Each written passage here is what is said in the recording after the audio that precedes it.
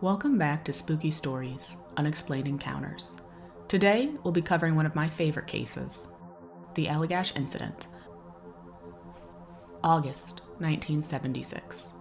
4 artists, twin brothers Jack and Jim Weiner, Chuck Rack, and Charlie Foltz, headed out into the Allagash Wilderness in Maine. They planned on camping out in the woods for about 2 weeks. The trip started out as planned, with the group taking in the beautiful forests and lake. But on their second night there, one of the brothers, Jim, noticed a light in the sky.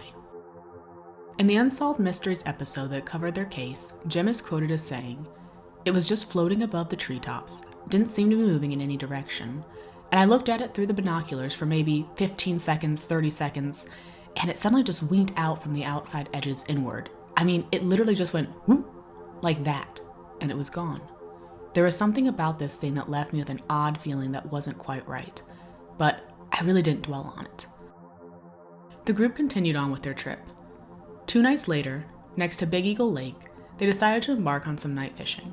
Before heading out into the water, they built up a large bonfire so they could find their campsite on the way back more easily. They described the fire as enormous, with some of the wood used to construct it being about the diameter of a man's leg. This could help ensure that the bonfire would continue to blaze for hours, and they wouldn't have to worry about it burning out before they were ready to head back in. As they paddled out into the lake, Rack noticed that they were not alone. He is quoted in Fiddlehead Focus as saying, "I had an uncomfortable feeling of being stared at. I turned around and saw this very, very bright globe of light in the sky." Rack described the lights as changing color from white to red to green in a liquid kind of melding motion. Jim also had the distinct feeling of being watched. "I had the feeling there was someone staring at me from behind. I turned over my right shoulder like that, and I saw this large round globe of light that looked exactly like what we had seen 2 nights previously.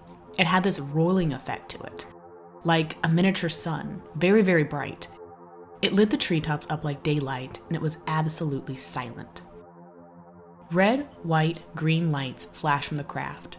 It was described as being over 80 feet across, perhaps as big as a 2-story house.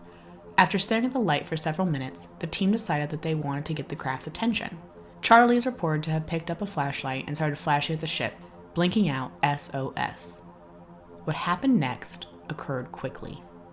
The strange light began moving towards the men who, their curiosity quite satisfied, turned and began furiously paddling back towards shore. Jack Weiner is quoted as saying, "I remember looking over my shoulder, trying to keep an eye on this object as it was coming up behind us. It was getting very close. It was almost on top of us at this point. I remember thinking that we're not going to outrun this thing. But something strange happened. It was as if they blinked and were suddenly back on the shore, staring up at the craft that was now close enough to bounce a stone off of. The men watched, speechless, as the ship turned and took off into the night sky, moving at an incredible speed. Looking around them, the campsite was undisturbed, but the fire had since burned down, leaving only coals. This would suggest that the fire had burned for hours, rather than the 20 minutes the men believed they had been gone. Confused by the light, but not aware that anything else odd had happened, the men decided to report the light to a ranger. The ranger suggested that they had seen the lights of a hardware store grand opening, which the men didn't agree with, and unable to do much more about the sighting, they continued on with their trip, spending 10 more days out in the wilderness without another sighting. The men didn't just forget what they had seen. They spoke about it amongst themselves and talked about it with trusted friends. But, at the time, it was never more than a sighting of a strange craft. The years moved on. The men pursued careers, had families, and lived their lives.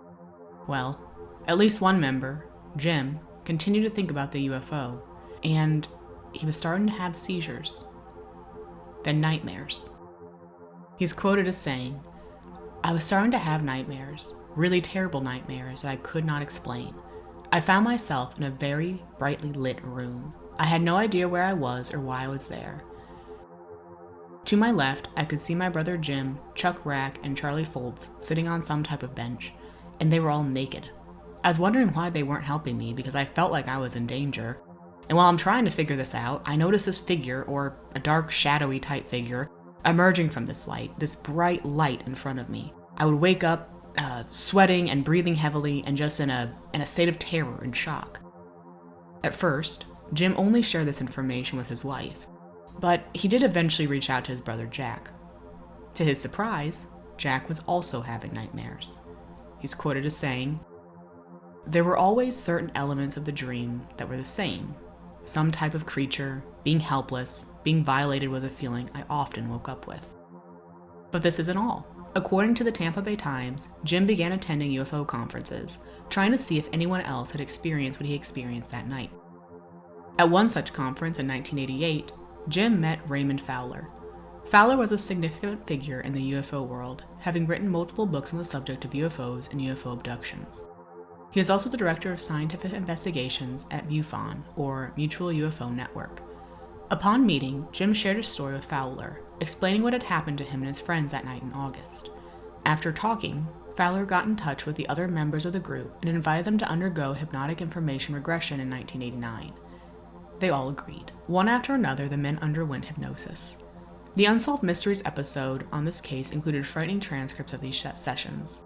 In Jim's, he's quoted as saying, They don't know what to do. They think I'm going to come after them. I feel like I want to. The first one that comes near me, I'm going to throttle him. I don't like these things. I don't care where they come from. They shouldn't be doing this to people.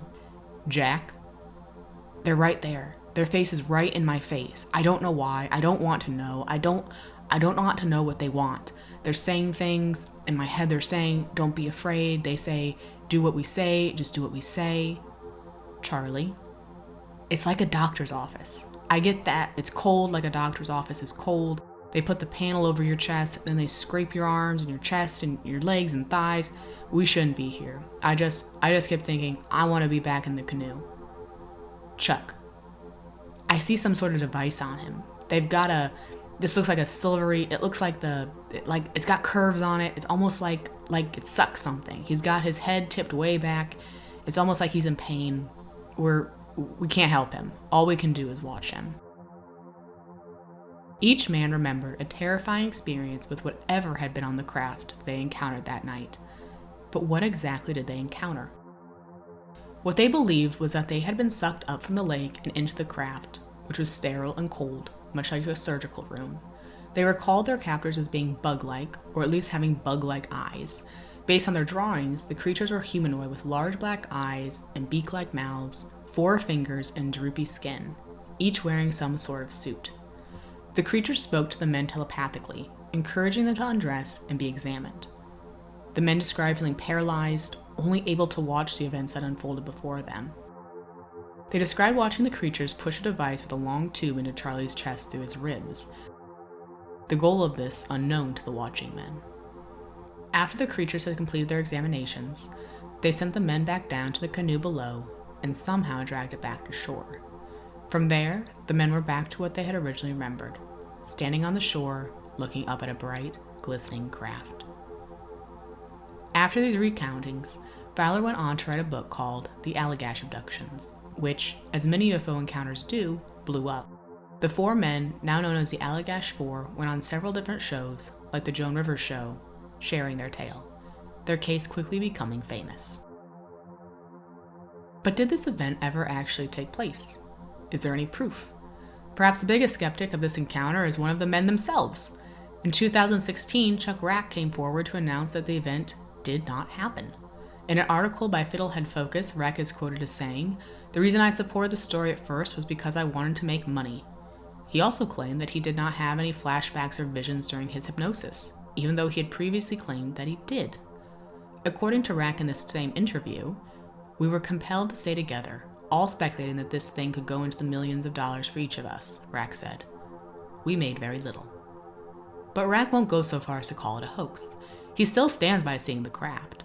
It seems to be that he draws a line at abduction. The other 3 men do not support Rack's claims and continue to stand by their stories. Others wonder if the men were intoxicated and had imagined the whole abduction. Rack claims that they were. "I remember Jack brought some Afghan temple ball with him to share with the rest of us," he said. "Yeah, we were definitely stoned when we went on the lake just before we got that sighting." But again, the other 3 men deny this. Foltz is quoted as saying in the same article, We bought an 8-pack of beer in Millinocket when we bought all of our supplies for the canoe trip. We each had 1 beer at Telos Landing the very first night, and we each had 1 beer at Fort Kent the last day of our canoe trip, he said. We carried those 8 bottles in, and we carried those 8 bottles back out.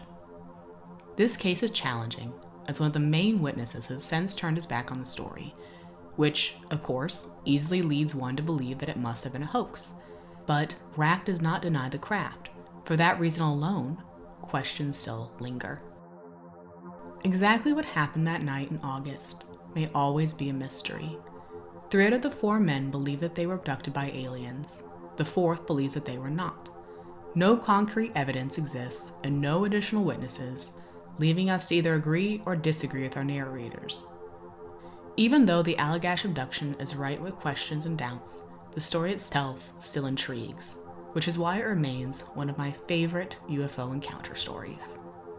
Thank you for listening to tonight's story. Tune back in next week as we dive into the world of cryptids, extraterrestrials, and the great unknown. Good night.